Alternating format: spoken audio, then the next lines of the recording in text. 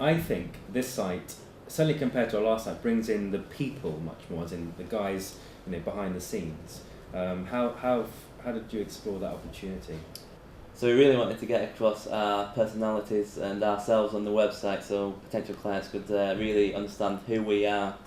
And also we wanted to get across the way we use the blog and the video blog and the way we use Twitter and that kind of social media to really bring our ideas and our thoughts on what we do.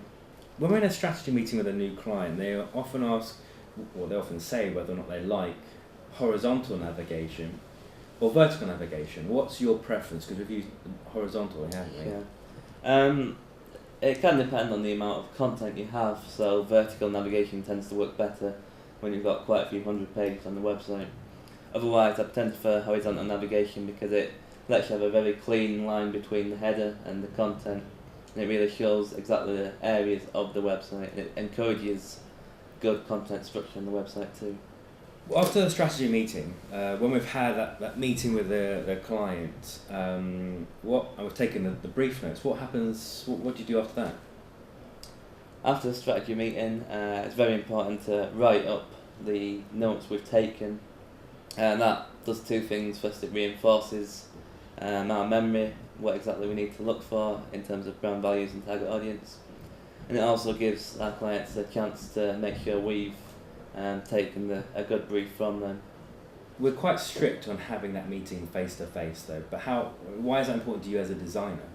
It's so important to be able to meet with a client and see their initial reactions to a design face to face. First of all, we start with paper and pencil and start sketching out layout and ideas for the structure of the website first. That gives us a good wireframe of what we're aiming for. And then we open up Photoshop and start bringing up those elements with the visual style we've discussed too. So I've got usually 2 or 3 design presentations.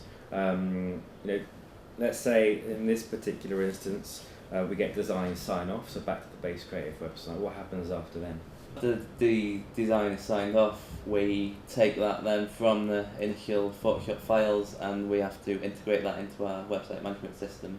So that means building it with HTML and CSS, and they're the building blocks for any website. So they're the written code that makes a website. So you'd agree that the Base Creative website integrates both a social media with Twitter, blogging, video blogging.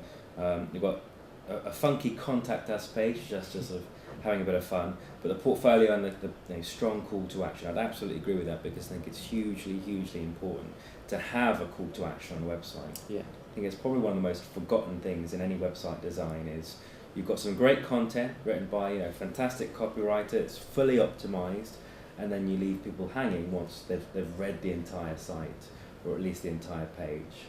That's why I really like this footer. I'm absolutely confident. We've got a great looking site there. I would be really interested to hear what anyone else thinks about the Base Creative website. You can email me personally at ian.scott@basecreative.eu. I look forward to your comments.